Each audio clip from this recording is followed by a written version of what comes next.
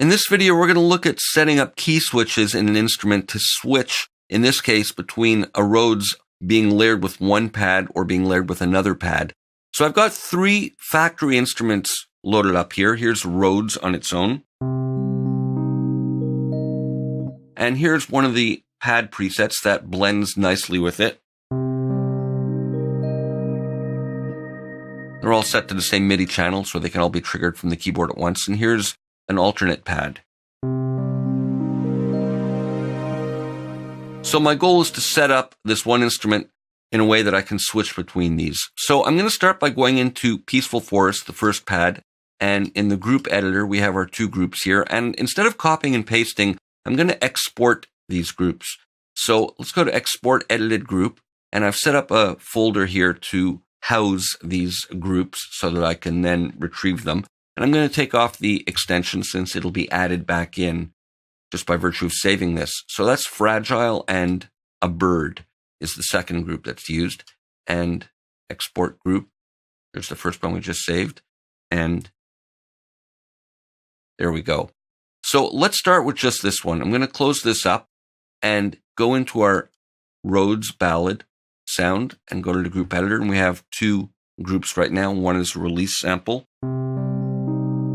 You can see it gets triggered on the note off. So let's now bring these in. I can just simply right click in here instead of clicking this edit menu, and I get the same contextual options. And I'll go import group and we'll bring in a bird.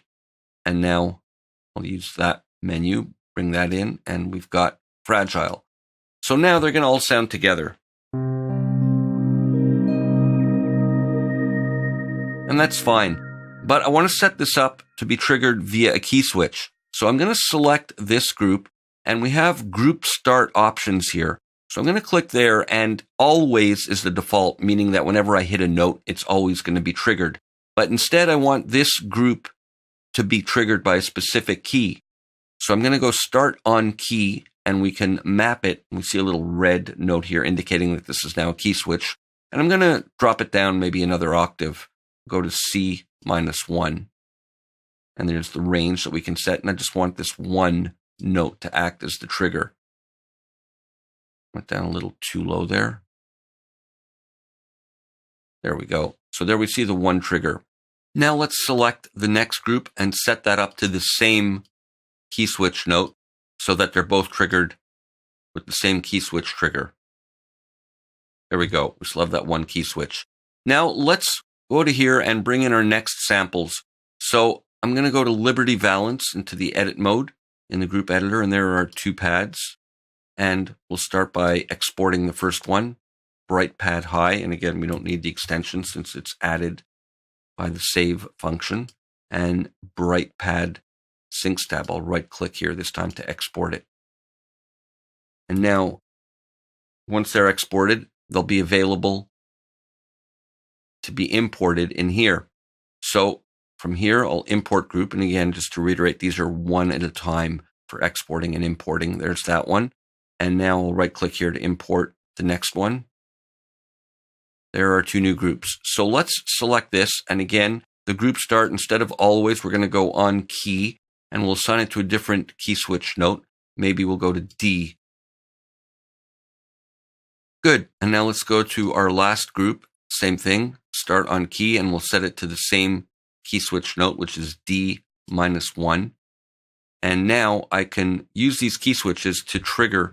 So if I press this one, we're now going to hear our piano samples with these 2 new pad groups. And if I press the C, we'll hear it with the first 2 pad samples.